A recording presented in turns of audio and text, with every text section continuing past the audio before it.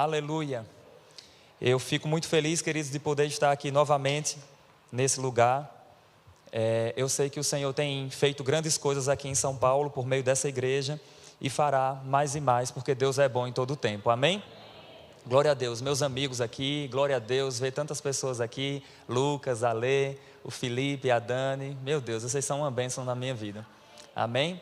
Glória a Deus pela vida de vocês e vamos juntos avançando no reino de Deus. Amém? Queridos, eu quero compartilhar com você nessa noite sobre a maravilhosa redenção. O tema da minha ministração hoje será esse, maravilhosa redenção. E eu creio, queridos, que existe uma palavra da parte do Senhor para nos alcançar. Então, você que trouxe sua Bíblia, por favor, abra em Gênesis no capítulo 3, a partir do verso 1. Eu quero te mostrar algumas coisas. Essa é uma noite de ceia. E eu creio que o Senhor há de falar conosco por meio da palavra dele. Gênesis capítulo 3 é o registro, queridos, da queda do homem. Antes de nós lermos alguma referência bíblica aqui nesse texto de Gênesis capítulo 3, eu só quero informar a você, queridos, que o nosso Deus triuno, Pai, Filho e Espírito, do nada, sem matéria pré-existente, criou todas as coisas. Deus criou os céus e a terra. Deus criou o homem. E Deus, queridos, colocou o homem em um ambiente ideal, em que havia prosperidade, provisão, paz, harmonia, comunhão. O homem exercia a autoridade delegada por Deus. Ao criar o homem, Deus disse: tenha ele domínio sobre os peixes do mar, sobre as aves dos céus, sobre toda a terra. Então, os 2 primeiros capítulos de Gênesis, nós vemos, queridos, o homem estando em uma condição de comunhão com Deus, de intimidade com Deus. 3 níveis de paz existia antes da queda.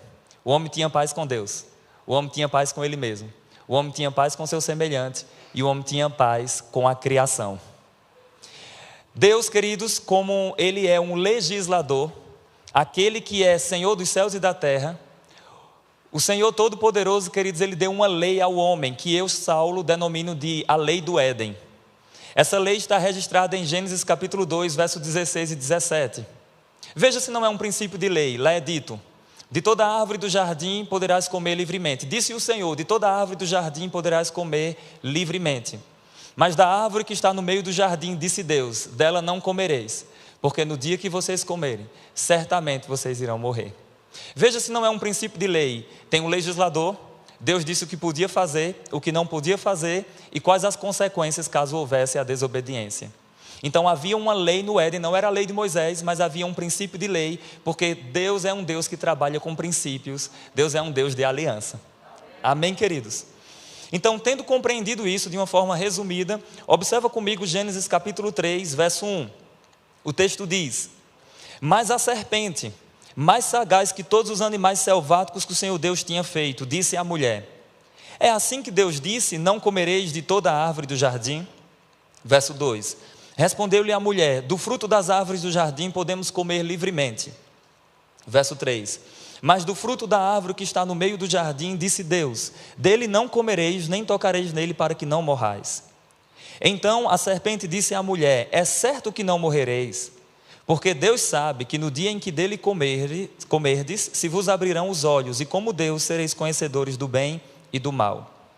Vendo, porém, a mulher que a árvore era boa para se comer, agradável aos olhos, e a árvore era desejável para dar entendimento, tomou-lhe do fruto e comeu, e deu também ao seu marido, e ele comeu. Só até aí, queridos, eu quero comentar algumas verdades aqui com vocês. Em primeiro lugar, queridos, nós sabemos que essa serpente era também Satanás. Apocalipse capítulo 12, verso 9, diz que Satanás é a antiga serpente. Amém, queridos? Apocalipse capítulo 20, verso 2, também diz que o diabo é a antiga serpente. Então aqui, queridos, nós vemos Satanás tentando Eva, e nós verificaremos aqui, queridos, nós iremos perceber algumas verdades que nós precisamos ter cuidado acerca disso. E eu creio que existem algumas instruções da parte do Senhor. Eu quero falar com você que a serpente começou com uma pergunta que eu chamo de uma pergunta venenosa. E cuidado com as perguntas. Porque às vezes a pessoa não está afirmando algo, ela só está perguntando, mas dentro dessa pergunta existe veneno. Vamos ver o veneno agora? Olha a pergunta, verso 1. Mas a serpente disse à mulher, o animal mais sagaz que o Senhor Deus havia feito, ela disse à mulher: é assim que Deus disse, não comereis de toda a árvore do jardim? Não sei se você percebe, mas existe uma sutileza, existe um engano, existe um veneno aqui. Porque não foi isso que Deus disse. Eu citei para você Gênesis 2, versos 16 e 17. Deus disse assim: de toda a árvore do jardim poderás comer. Somente de um é que você não pode. Amém, queridos? Então olha o veneno da serpente aqui. O que ela estava querendo incutir na mente de Eva era: Eva, você serve a um Deus carrasco, um Deus tirano, um Deus que não te dá liberdade, um Deus que tem segredos, que guarda e oculta algumas coisas de você, que nem te dá liberdade. Veja se não é essa a mentalidade das pessoas de hoje em dia. As pessoas falam assim: você precisa ter liberdade. As pessoas querem uma liberdade e elas acham que liberdade é libertinagem. E então a serpente faz essa pergunta venenosa. Quer dizer que você não pode comer nada? Que Deus carrasco, que Deus tirano é esse que não te dá liberdade de nada, Eva? Então Eva devolve dizendo assim: respondeu-lhe a mulher: do fruto das árvores do jardim podemos comer livremente. Mas do fruto da árvore que está no meio do jardim, disse Deus: dele não comereis, nem tocareis nele, para que não morrais. Eu não vou comentar todos os detalhes aqui sobre isso, mas eu quero observar que a serpente continua afirmando algumas coisas. Verso 4: então a serpente disse à mulher: é certo que não morrereis. Quem percebe novamente o engano aqui? Porque Gênesis 2, versos 16 e 17, Deus disse: se comer, certamente morrerás. A serpente disse: se comer, é certo que não morrereis. Aqui, queridos, é um engano. Aqui é a sutileza da serpente tentando Eva. Mas observe o verso 5, que a serpente agora vai citar Deus. Porque Deus sabe que no dia em que desse fruto comerdes, se vos abrirão os olhos, e como Deus sereis conhecedores do bem e do mal. E por favor, escuta isso, mas não me entenda mal. Não é porque alguém está citando Deus numa frase que necessariamente isso que está sendo dito é algo de Deus. Muitas pessoas citam Deus, mas na verdade não tem nada de Deus naquilo. A serpente estava citando Deus aqui, estava dizendo assim: Deus sabe que no dia que vocês comerem, vocês vão ser conhecedores do bem e do mal, como Ele. E eu gosto de dizer que isso é mentira com roupas de verdades. Sim, após a queda, Deus vai falar que o homem se tornou como um de nós, conhecedor do bem e do mal. Mas existem dois aspectos de conhecimento. Existe o conhecimento experimental, que é quando você prova, e existe o conhecimento no sentido de saber, apenas de ter conhecimento. Deus é um Deus que conhece o mal no sentido de saber do mal, mas Deus não é um Deus que experimenta o mal. Então, queridos, a serpente aqui estava enganando Eva com essas colocações, com essas frases. E observa, por favor, queridos, o verso 6, que eu quero chamar a sua atenção para alguns pontos aqui. Vendo a mulher que a árvore era boa para se comer, agradável aos olhos, e que a árvore era desejável para dar entendimento, tomou-lhe do fruto e comeu, e deu também ao seu marido, e ele comeu. Eu chamo sua atenção aqui, queridos, que Deus é quem determina o que é certo ou errado, não é o homem.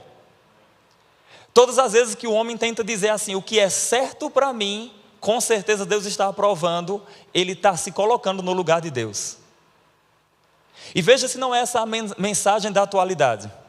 Se é bom para você, segue em frente. O que importa é ser feliz. Não é isso que as pessoas falam?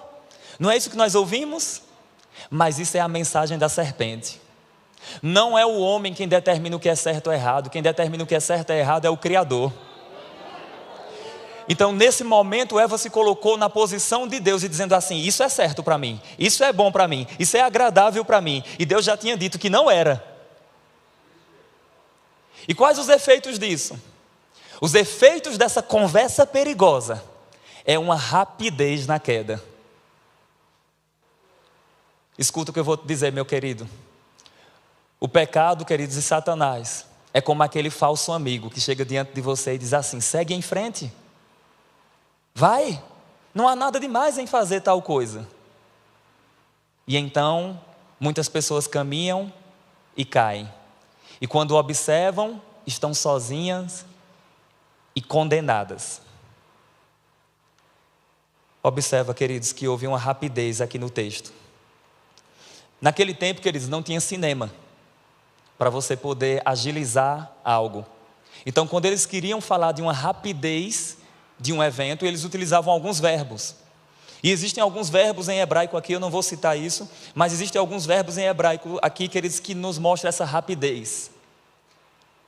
Note, novamente o verso 6. Vendo a mulher que a árvore era boa, agradável aos olhos e desejável para dar entendimento, tomou-lhe do fruto e comeu.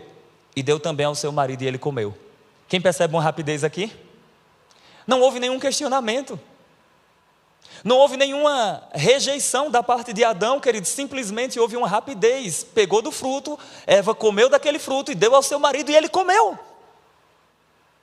Mas agora veja os efeitos, queridos, dessa desobediência, que é também uma rapidez na queda.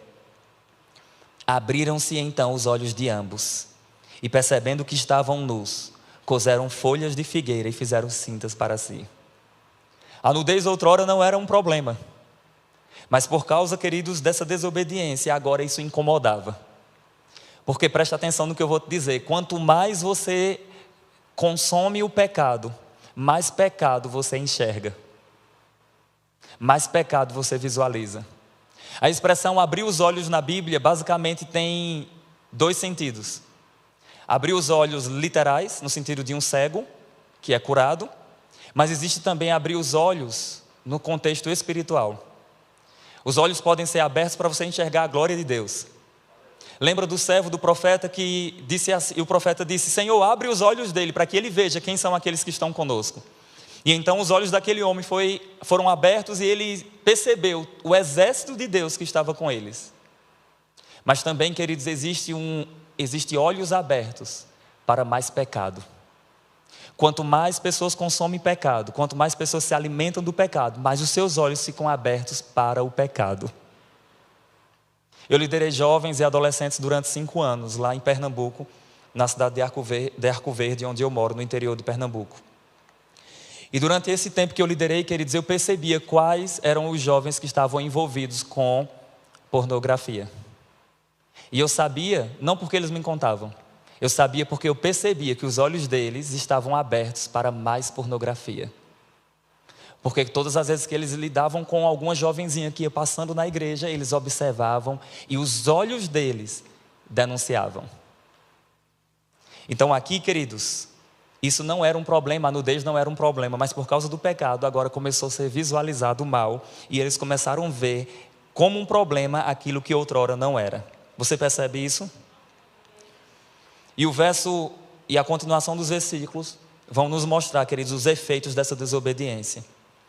Quando ouviram a voz do Senhor Deus, verso 8, que andava no jardim pela viração do dia, esconderam-se da presença do Senhor Deus, o homem e sua mulher, por entre as árvores.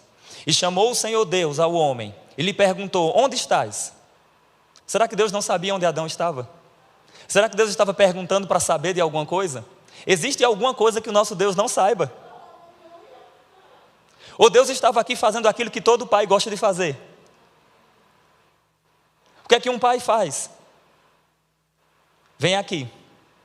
Porventura você fez aquilo que eu tinha dito que não era para fazer? O pai já sabe que não fez. Ou o pai já sabe que fez. Mas existe uma pergunta retórica querendo arrancar uma confissão. Querendo retirar e fazer com que haja um sentimento e uma posição de arrependimento que não é visualizado aqui no texto. Pelo contrário, existe um jogo de acusações. Senhor, a mulher que me deste, me deu do fruto e eu comi. Aí a mulher diz assim: Senhor, a serpente me enganou e eu comi. E eu, Saulo, brinco dizendo que a serpente olhou para trás, não tinha mais ninguém e disse: na verdade fui eu mesmo. Mas, queridos, observa, queridos, que algumas coisas vão aumentando aqui. É o efeito, queridos, o efeito da queda, o efeito da desobediência. E então você vai perceber, verso 9, dizendo: e chamou o Senhor Deus o homem e a sua mulher, e lhe perguntou: onde estás?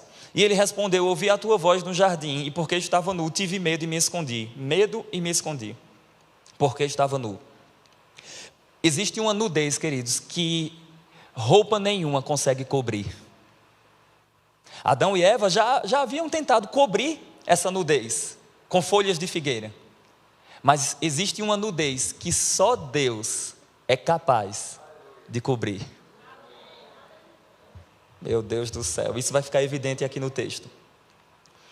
Então no verso 11 diz assim: perguntou-lhe Deus: quem te fez saber que estava nu? Comestes da árvore que te ordenei que não comesses? Então disse o homem: a mulher que me deste por esposa, ela me deu da árvore e eu comi. Disse o Senhor à mulher: que é isso que fizeste? Respondeu-lhe a mulher: a serpente me enganou e eu comi. Então o Senhor Deus disse à serpente: visto que isso fizeste, maldita és entre todos os animais domésticos e o és entre todos os animais selváticos. Rastejarás sobre o teu ventre e comerás pó todos os dias da tua vida. Essa expressão aqui, queridos, rastejarás e comerás pó, indica, dentre algumas outras coisas também, humilhação. Lembrando que aqui não era só a serpente, era também aquele que estava por trás, Satanás, amém? Aí o texto continua no verso 15: porém inimizade entre ti e a mulher, entre a tua descendência e o seu descendente, este te ferirá a cabeça e tu lhe ferirás o calcanhar. Glória a Deus. O que eu acho maravilhoso, queridos, é que em um ambiente de queda, Deus derrama gotas de graça. E quais as gotas de graça nós podemos visualizar nesse texto? Deus estava dizendo assim: olha, está um caos, mas vai vir um descendente da mulher. Ah, foi por causa da mulher que houve a queda? Então vai ser por causa da mulher que virá aquele que pisará na cabeça da serpente. Uau! E então, queridos, nós vemos os efeitos da desobediência. E caminha comigo aí para o verso 21. Fez o Senhor Deus vestimenta de peles para Adão e sua mulher, e os vestiu. Mas eles já estavam vestidos. E por que o Senhor fez uma nova vestimenta? A não ser que essa vestimenta apontasse para algo que o Senhor iria fazer futuramente. E então, queridos, após esse contexto que nós lemos aqui, nós vemos, queridos, o Antigo Testamento com várias setas apontando para a vinda de alguém. O homem estava caído e morto em seus pecados. Diz a Bíblia, queridos, que nós andávamos segundo a vontade da carne e do pensamento, e nós éramos por natureza filhos da ira. Nós estávamos distantes de Deus, nós éramos inimigos de Deus, nós não tínhamos comunhão com Deus. E por favor, se você está notando, guarde essas 4 verdades que eu vou falar aqui para você. Após a queda, o homem estava experimentando 4 guerras. Número 1, o homem estava em guerra com Deus. Porque o pecado, peca-se contra Deus. 2, o homem estava em guerra com ele mesmo. Não havia mais paz, havia agora medo. 3, o homem estava em guerra com seu semelhante. A culpa é da mulher.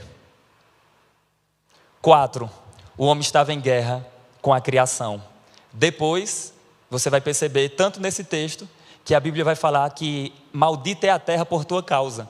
E a Bíblia vai falar de alguns efeitos dessa desobediência. E lá na frente, em Gênesis capítulo 6 até o capítulo 9, Deus vai dizer que os animais teriam medo e pavor dos homens. Antes não era assim. Antes havia paz, havia comunhão. Mas agora, por causa da desobediência, o homem estava em guerra. E um detalhe, o homem tinha uma dívida eterna com Deus. Ele era devedor, mas era incapaz de quitar essa dívida. Porque o homem estava caído em seus delitos e pecados. Mas Deus, graciosamente, pela sua livre iniciativa, Ele decidiu salvar pecadores. E durante todo o Antigo Testamento, queridos, Deus levantou profetas, reis, sacerdotes, homens e mulheres que estavam apontando para a chegada de alguém. Até que Moisés disse: o Senhor levantará um profeta semelhante a mim, a ele vocês devem ouvir. Até que Deus falou para Abraão dizendo assim, da tua descendência, todas as famílias da terra serão abençoadas. Até que Deus falou, queridos, por meio de Samuel, do profeta Samuel para Davi, dizendo assim, o teu trono, Davi, o teu descendente, Davi, ele vai reinar para sempre. Até que então o profeta Miqueias brada e diz, Belém, tu que és a menor de todas as cidades, de ti me sairá aquele que tem as suas origens nos tempos eternos. Uau! Até que o profeta Isaías brada e diz assim no capítulo 7, verso 14, eis que o Senhor Deus vos dará um sinal. Que sinal é esse? A virgem conceberá e dará à luz um filho, a quem chamarás pelo nome de Emanuel. O profeta Isaías no capítulo 9, no verso 6, ele diz assim, eis que um menino nos nasceu, um filho se nos deu. Quem é esse menino que é o filho? Ele é maravilhoso conselheiro, Deus forte, Pai da eternidade, príncipe da paz. O profeta Zacarias disse assim, Jerusalém, ele virá sentado em um jumentinho. Hosana, Hosana, bendito é o que vem em nome do Senhor. Jesus entra em Jerusalém sentado em um jumentinho para dar cumprimento a Zacarias. Amém, queridos? 9:9. Então, queridos, todo o Antigo Testamento estava apontando para isso. Mas o que eu quero comentar aqui com vocês, queridos, é que na plenitude do tempo, no tempo apropriado, no tempo exato, no tempo certo, no tempo segundo os decretos de Deus, segundo a vontade de Deus, segundo o propósito de Deus, segundo o plano eterno de Deus, diz a Bíblia, queridos, que o Verbo se fez carne e habitou entre nós, cheio de graça e de verdade. Nós vimos a sua glória, glória como do unigênito do Pai. E quem é o Verbo? Número 1, o Verbo é pessoal. Número 2, o Verbo é Deus. Número 3, o Verbo é a vida. Número 4, o Verbo é a luz. Número 5, o Verbo é criador. Aleluia. Queridos, a Bíblia diz que sem o Verbo nada do que foi feito se fez. A Bíblia diz em João capítulo 1 que no princípio era o Verbo estava com Deus e o Verbo era Deus. Todas as coisas foram feitas por intermédio dele, e sem ele nada do que foi feito se fez. E então as cortinas da eternidade foram rasgadas. E Deus, segundo o seu eterno propósito, porque ele quis, ele decidiu escolher de uma posição geográfica desprezível, chamada Nazaré, em um lugar que não tinha muito estima, em um lugar que um homem disse assim, pode vir alguma coisa boa de Nazaré? Desse lugar o Senhor escolheu uma virgem, chamada Maria, a mãe do Senhor. E o anjo falou para Maria, salve agraciada, o Senhor é contigo, alegra-te muito favorecida. E então o anjo disse assim, olha, você vai ficar grávida, você vai conceber. E aquele que nascerá de ti, ele será grande e será chamado Filho do Altíssimo. Deus, o Senhor, lhe dará o trono de Davi, seu pai. E então Maria faz a seguinte pergunta, como será isto, pois eu não tenho relação com homem algum? E o anjo dá 3 respostas para Maria.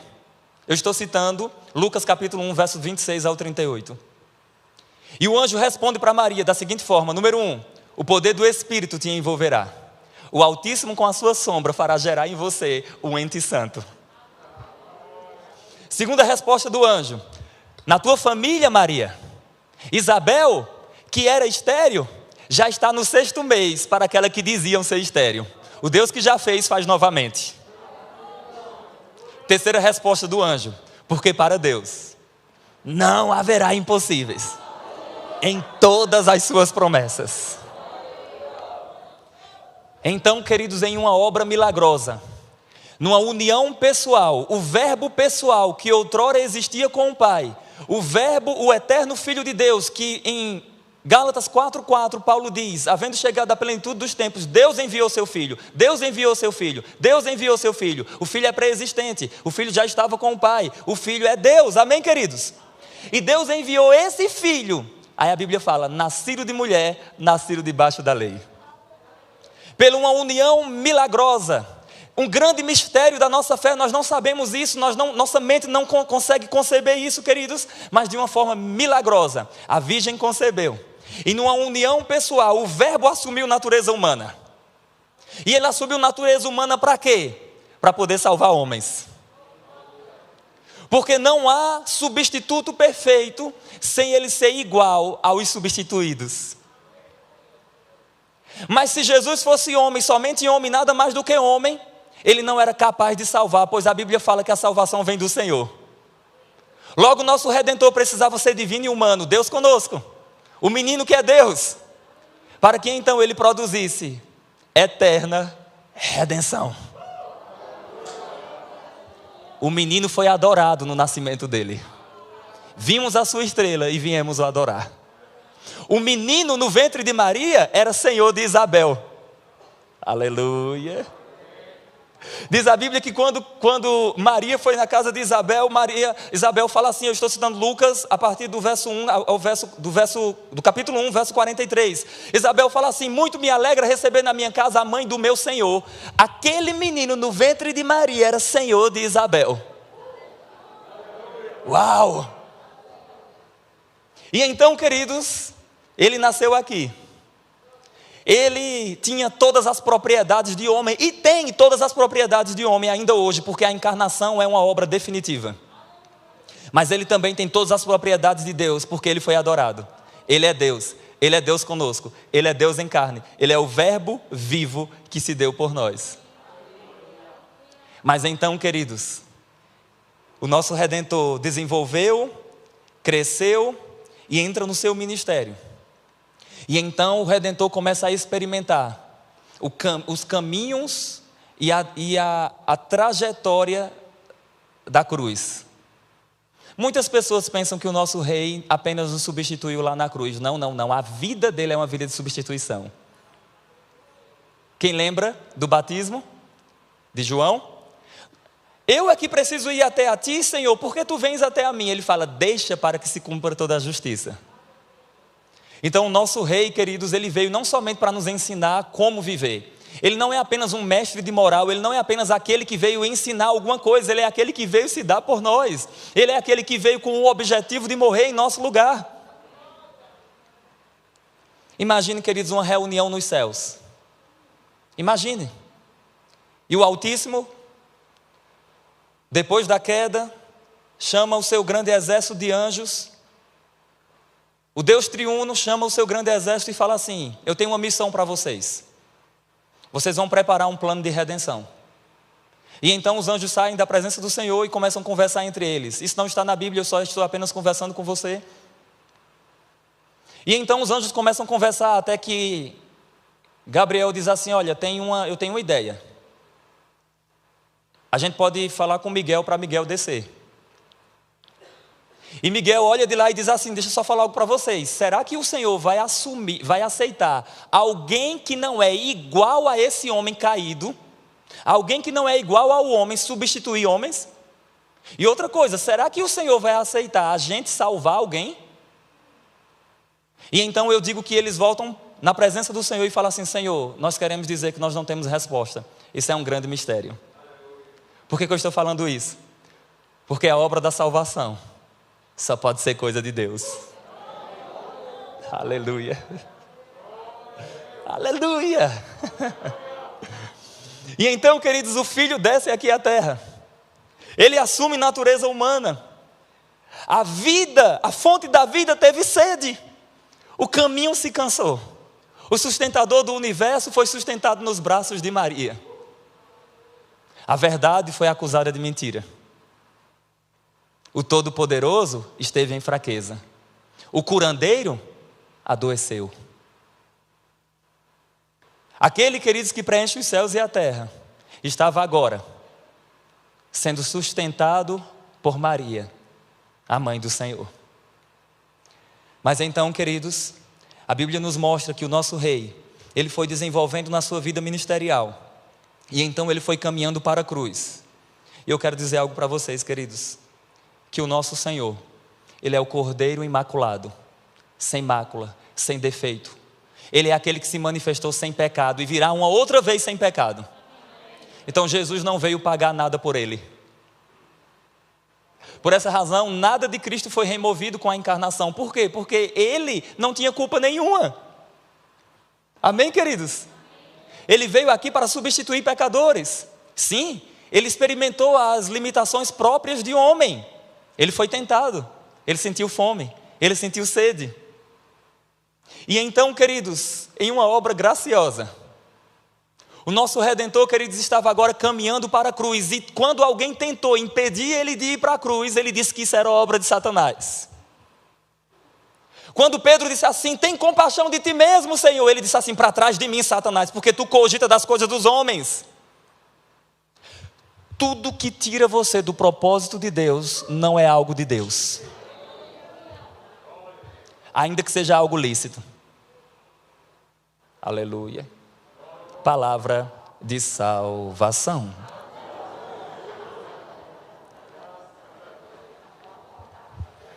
E então o Verbo veio aqui à terra, queridos, com o único objetivo de cumprir a vontade do Pai.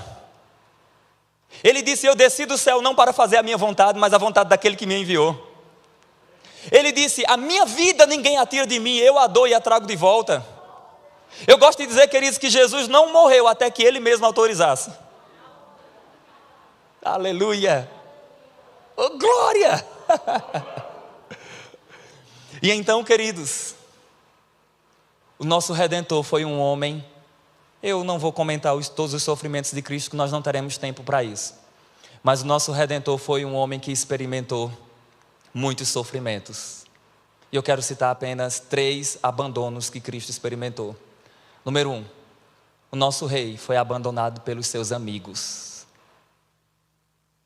Número 2, o nosso rei foi abandonado pelos seus familiares. E número 3, o rolo compressor do Altíssimo. O nosso Redentor foi abandonado pelo seu próprio Pai. Lá na cruz, Ele experimentou o abandono, para que você não fosse abandonado hoje. Ele experimentou as angústias e as tristezas, para que você não experimentasse isso hoje. E em um espetáculo sangrento, estava lá pendurado o Filho de Deus. E quando Satanás pensava que estava derrotando ele, na verdade a Bíblia fala que Cristo expôs os principados e potestades, triunfando deles na cruz. A cruz não foi um palanque de derrota, a cruz foi um palco de vitória. Porque o Redentor que estava lá na cruz, abrindo os braços e dizendo sim, mesmo quando nós havíamos dito não para Ele. Aquele que estava lá na cruz, um ladrão de um lado, um ladrão de outro, os 2 ladrões estavam praguejando contra Ele. Até que então, em um determinado momento, um deles fala assim: Senhor, lembra-te de mim quando vieres no teu reino. O outro ladrão fala em um determinado momento: se esse mesmo é o Cristo, desce da cruz, salva-te a ti mesmo e também a nós. Preste atenção, ele não veio para salvar ele mesmo. Aleluia! E então, queridos, aquele outro ladrão, ele diz assim: não temes a Deus? Nós estamos aqui porque merecemos, mas este o que fez?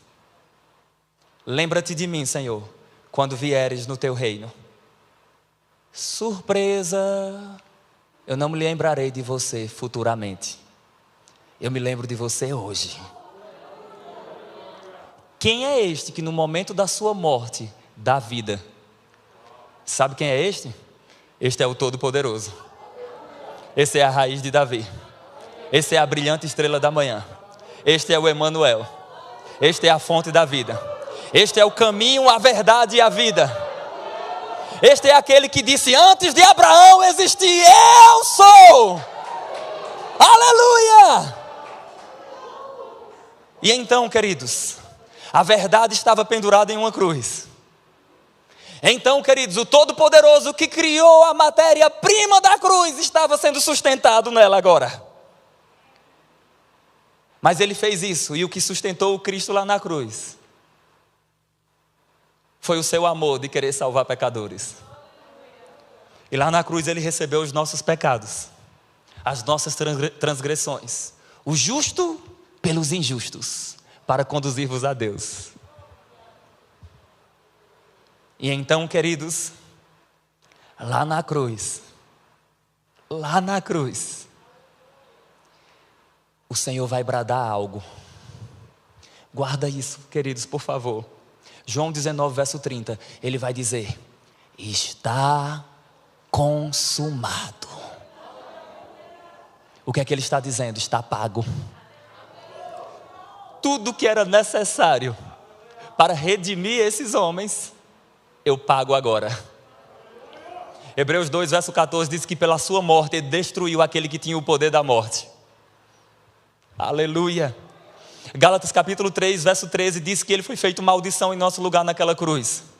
2 Coríntios 5, verso 21 diz que aquele que não conheceu o pecado, Deus o fez pecado por nós. Preste atenção, pecado, não pecador. Ele não pecou em momento algum, mas ele assumiu os nossos pecados lá na cruz como substituto perfeito, como substituto, queridos, de homens. Cristo não veio para morrer por anjos, Cristo não veio para morrer por animais, Cristo veio para morrer por homens. E então lá na cruz, queridos, ele paga o preço pela nossa redenção. Ele experimenta as angústias, queridos, lá da cruz, que o Salmo 22 vai dizer, e vai ser citado no Novo Testamento, que ele disse: Deus meu, por que me desamparastes? Eu gosto de dizer que as duas faces de Deus estavam olhando para Cristo. A face da justiça e a face da misericórdia. A face da misericórdia porque foi o Pai quem enviou para que ele substituísse pecadores. E a face da justiça é porque algo precisava ser pago. Preste atenção, não me entenda mal, mas Deus simplesmente não perdoou os nossos pecados, dizendo assim: está liberado, uma anistia. Ele simplesmente não anistiou, não, ele disse assim: olha, vai ser pago, mas alguém tem que pagar o preço, mas alguém tem que morrer. E então lá na cruz, o justo morre pelos injustos. E então, queridos, ao terceiro dia, diz as Escrituras, rompendo os grilhões da morte, Cristo ressuscitou dentre os mortos, poderosamente, definitivamente, vitoriosamente, com um corpo de glória, com um corpo ressurreto. E então agora, quando você recebe a Cristo mediante a graça de Deus, sabe o que acontece? Por favor, se você puder projetar, coloca aqui Romanos 5, verso 1. Uau! Você vai ver agora o fim das guerras. Romanos 5, verso 1, por favor, coloca esse texto. Aleluia, aleluia. Romanos 5, verso 1. Glória a Deus. Enquanto ali, justificados, pois mediante a fé, temos o quê? Paz com Deus, por intermédio de nosso Senhor e Salvador Jesus Cristo. Cristo deu fim às guerras. Eu não tenho mais guerra com Deus, eu tenho paz com Deus. Eu não tenho mais guerra comigo mesmo, porque Cristo disse: a minha paz vos dou, não vou lá dou como o mundo dá. Eu não tenho mais guerra com os meus irmãos, pois a Bíblia fala, queridos, que enquanto depender de vós, tenhais paz com todos. E em breve haverá paz com a criação, porque o Rei virá e nós habitaremos com o Senhor. Aleluia! Diz a Bíblia que o lobo habitará com o cordeiro, o leão comerá palha, haverá paz até entre os animais, no reino do Senhor Jesus Cristo, o reino futuro dele. Mas essa poderosa redenção, queridos, nós recebemos no nosso interior, mas ainda haverá um momento que esse corpo mortal vai ser revestido de imortalidade. E quando isso acontecer, cumprir-se-á a palavra que está escrita: tragada será a morte pela vitória. Essa maravilhosa redenção proporcionou para nós perdão de pecados, cura, justificação, santificação. Nós temos a santificação, nós temos a vida de Deus em nós. Nós não somos mais escravos do pecado, queridos, nós agora somos filhos de Deus. Nós agora somos escravos e servos da justiça. E por favor, eu quero falar algo para você que nós somos hoje. 3 níveis de relacionamento. Número 1, nós somos filho na família. 2, nós somos amigos na intimidade. E 3, nós somos servos na obra. Nós não deixamos de ser filhos, nós não deixamos de ser servo, nós não deixamos de ser amigos. Tem coisas que você só fala com amigos, sim ou não? Então é na intimidade, nós somos amigos. Na obra nós somos servos. E na família nós somos filhos. Tudo isso porque o Filho veio aqui à terra para morrer em nosso lugar. Essa é a maravilhosa redenção. No poderoso nome de Jesus, eu quero liberar cura sobre a sua vida. Graça de Deus sobre a sua vida, meu irmão. Receba cura, receba o seu milagre, receba a provisão da parte do Senhor. Tudo que Ele conquistou lá na cruz, receba agora, no nome de Jesus. Receba agora toda enfermidade, toda doença, toda dor nos ossos, toda infertilidade, desaparecendo agora, no poderoso nome de Jesus. Obrigado, Senhor, pelo eterno sangue da aliança. Obrigado, Senhor, pelo sacrifício eterno. E obrigado porque hoje nós temos paz contigo. Eu te agradeço, Senhor, eu te agradeço. Eu te agradeço. Oh, aleluia. Aleluia, eu já percebo pessoas recebendo cura. Quantos aqui estavam sentindo alguma dor e já recebeu a cura? Faça assim com sua mão. Olha, nós temos alguns testemunhos. Dores nos braços desaparecendo, dores nos ossos desaparecendo, dores no pescoço desaparecendo, dores nos joelhos desaparecendo. Aleluia. Existia alguém que estava com uma dor no punho. Receba a sua cura agora, em nome de Jesus. Movimente seu punho. Quem era você? Olha ali, 2 pessoas curadas, mais uma pessoa ali curada.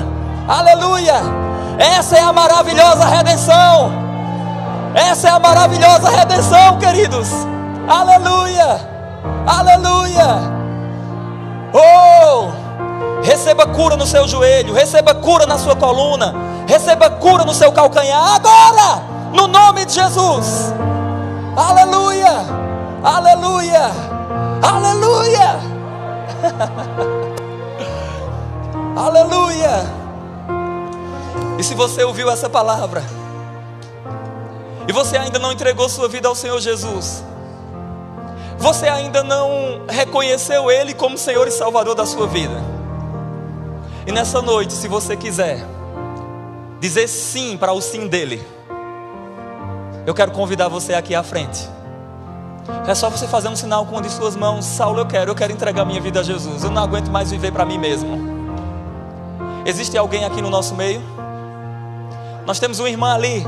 Glória a Deus, glória a Deus, glória a Deus. Existe mais alguém aqui que ainda não entregou sua vida a Jesus? Minha irmã, vem aqui à frente, por favor. Nós temos os conselheiros que vão lhe auxiliar. Aleluia, pode vir, por favor, os conselheiros. Se aproximem dela. Seja bem-vinda à família de Deus. Aleluia, aleluia, glória a Deus. Aleluia, glória a Deus. Eu posso descer? Aleluia, aleluia, glória a Deus. Hoje é a noite que o Senhor está tirando você de uma condição e te elevando para uma outra condição de filha de Deus. Qual é o seu nome, minha irmã? Lady. Diga comigo, Senhor Jesus. Senhor Jesus, Nessa noite eu te reconheço meu Senhor, como meu Senhor e como meu Salvador. Obrigado Obrigado por ter morrido naquela cruz, por ter morrido naquela cruz em meu lugar, em meu lugar por ter e ressuscitado por ter ressuscitado ao terceiro dia. ao terceiro dia. Diga, hoje eu sou tua. Hoje eu sou tua. Aleluia. Seja bem-vindo à família de Deus. Eles vão auxiliar você.